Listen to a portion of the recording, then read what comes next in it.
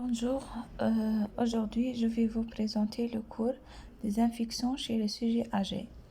Donc pour le plan de cours, l'introduction et puis on va parler de particularités chez les sujets âgés. Puis on va parler aux différentes infections fréquentes chez les sujets âgés. Donc on commence par l'introduction. Toujours au niveau de l'introduction, on commence par définir la chose.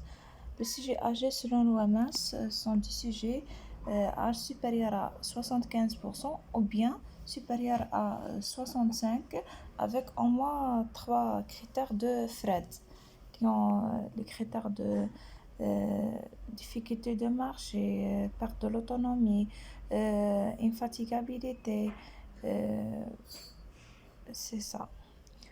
On dit que les infections chez les sujets âgés sont des infections fréquentes et assez sévères. Donc, pourquoi la fréquence? Parce que ces sujets sont caractérisés par l'immunosénescence et l'association de comorbidités. Et pourquoi sévère? Aussi parce que l'immunosénescence, les comorbidités et aussi le diagnostic est posé se vont tardivement. Pourquoi? Parce que la présentation clinique est atypique, parfois limitée seulement dans une chute, anorexie, apathie, troubles cognitifs. Et lorsque le diagnostic est posé tardivement, le traitement aussi est instauré en retard. Et lorsque le traitement est instauré en retard, ça c'est une cause. Et aussi le traitement est difficile, soit par voie orale. Donc la malobservance du traitement, la difficulté, parfois les malades refusent de prendre le traitement par voie orale. Surtout chez les sujets âgés, ils ont plusieurs traitements. Et si on choisit le voie parentérale, aussi on va on va faire le malade, on va accrocher le malade à une potence. Donc, le malade, il doit être allaité. Donc, il y a une diminution de l'autonomie, il y a la complication de décubitus, il y a la dépendance. Donc, dans toutes les voies, soit orales, soit parentérales, on a un problème. Donc, par voie orale, difficulté à respecter. Par voie IV, immobilisation et aggravation des choses. Donc, c'est pour ça il y a une alternative thérapeutique par voie parentérale, c'est la subcutanée, qui est recommandée par pas mal des auteurs et de pas mal de produits. Donc, c'est ça, et souvent le malade âgé est polypathologie, polymédiqué, ce qui pose problème avec les interactions médicamenteuses et surtout avec les interactions. Les anticoagulants. Les anticoagulants, surtout le Centron, euh, il a beaucoup d'interactions où les anticoagulants sont indiqués pour thrombose veineuse profonde, bien prévention d'ischémie ou bien prothèse. Donc on ne peut pas les arrêter. Donc on a pour les infections chez les sujets âgés, les infections plus fréquentes sont urinaires, puis pneumopathie, digestive, ostéo-articulaire, etc. Pour les moyens de prévention, même il y a l'immunosénescence. Donc le malade n'agit pas vraiment sur la vaccination, mais certains vaccins restent recommandés, notamment l'antigrippal, l'antipneumo, contre tétanos et Zona pour les pays développés. On passe directement aux particularités chez les sujets âgés. Donc, on a particularité physiopathologique, particularité de diagnostic, de clinique et de traitement et aussi de prévention. Donc, pour la particularité physiopathologique, le système immunitaire vieillit avec l'âge. Donc, la particularité, particulièrement l'immunité spécifique. Donc, elle s'altère soit physiologiquement, soit pathologiquement. Physiologiquement par involution de thymique et pathologiquement par n'importe quelle stimulation. Donc, par conséquence de cette altération du système immunitaire, on a une diminution de la prolifération cellulaire et diminution aussi de la transformation de lymphocytes T. Donc, puis, on a aussi une diminution de la phagocytose et de la chimiotactisme par rapport avec une altération fonctionnelle des cellules impliquées. On a aussi altération qualitative de réponse humorale avec une augmentation des auto-anticorps et de synthèse des anticorps moins spécifiques. Et on a aussi une réponse immunitaire atténuée, donc baisse de production des interleukines. Autre facteur qui participent à la susceptibilité des infections chez le sujet âgé, on a la modification physiologique, par exemple la chlorhydrie gastrique, donc favoriser la pullulation bactérienne, et aussi la fragilisation des barrières mécaniques. On a les comorbidités, association du diabète, les artériopathies, pathologies neurologiques, bronchopneumonie et troubles de déglutition. La polymédication, surtout les anticholinergiques qui sont responsables des rétentions urinaires et les benzodiazépines responsables de microaspiration. On a aussi les modifications de l'écologie bactérienne pour les patients en institution avec un pourcentage élevé de BLSE et BMR.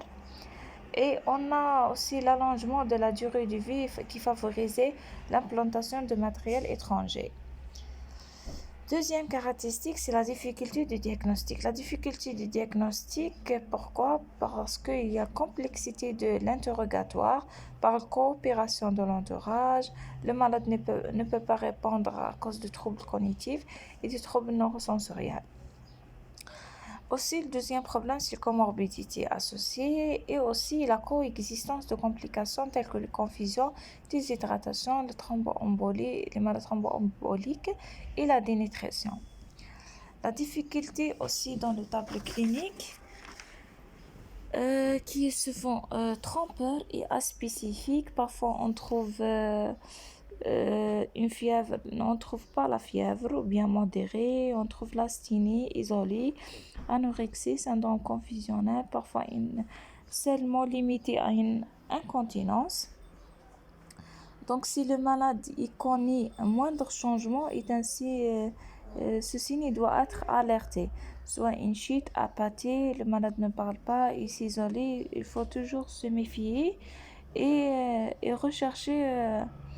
On recherche l'examen clinique par ordre de fréquence. Par exemple, on commence par les infections urinaires, puis le syndrome,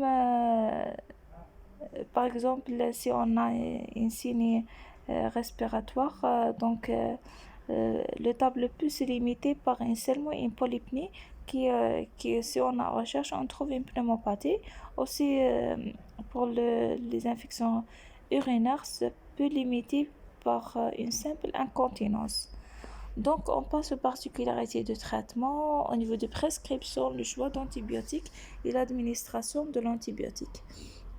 La prescription, il faut connaître que il y a une modification de la pharmacocinétique et la pharmacodynamique qui accompagne le vieillissement. Ce qui est responsable, cette modification est responsable d'une augmentation de demi-vie de médicaments, une augmentation de toxicité potentielle des produits et une majoration de risque d'apparition des effets secondaires. Et aussi les sujets âgés caractérisés par l'insuffisance rénale. Donc, avec les médicaments, on va donner le surdosage et un risque de mauvaise tolérance. Puis, le choix d'antibiotiques doit prendre en compte le site de l'infection, l'agent susceptible, les comorbidités, les médicaments associés, le voie d'administration, la qualité d'observance, la tolérance et le risque de iatrogène. Et pour l'administration, donc l'administration d'antibiotiques parfois difficile à cause de l'impossibilité bien le refus de déglutition du comprimé, le capital veineux qui est pauvre, mauvaise acceptabilité des perfusions et des interactions médicamenteuses, surtout avec les AVK. Autres mesures, donc il faut prendre en charge les autres comorbidités telles que le déséquilibre glycémique, poussée d'insuffisance cardiaque, Aussi, n'oubliez pas la prévention des complications du décubitus, l'état nutritionnel et, et aussi la vaccination. Et on termine par la particularité au niveau de prévention. Donc, les règles d'hygiène. Les règles d'hygiène concernaient le malade et aussi le personne qui s'occupe le malade, qui lui-même il doit appliquer les règles d'hygiène. Et dans l'institution, l'hygiène type contact, lavage des mains, l'application de solutions hydroalcooliques. Et s'il y a risque de contamination aérienne, il faut isoler le malade suspect et porter des masques. N'oubliez pas la vaccination pour le malade et pour le personne qui s'occupe aussi le malade, tel que la grippe. Ça ne sert à rien à vacciner le malade et le personne qui s'occupe, il n'est pas vacciné.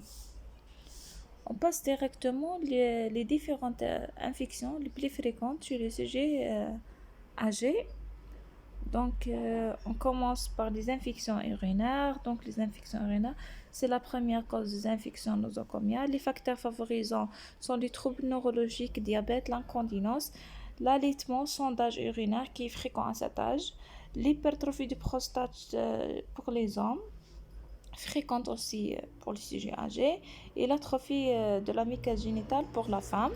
Donc, la clinique peuvent être identiques à celles du sujet adulte, mais plus souvent trompeuses avec fièvre isolée, une incontinence, parfois troubles non spécifiques, comme j'ai déjà dit, une chute, perte de l'appétit, troubles cognitifs.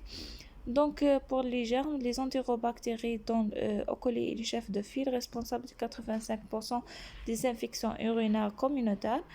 Pour le seuil de leucosuturé pathologique, c'est 10 puissance 4. Le diagnostic par le CBI et pas seulement par la bandelette urinaire. Donc, CBI plus antibiogramme. Le traitement. Le traitement, ne traitez pas bactéries asymptomatiques parce qu'elle est très fréquente chez les sujets âgés.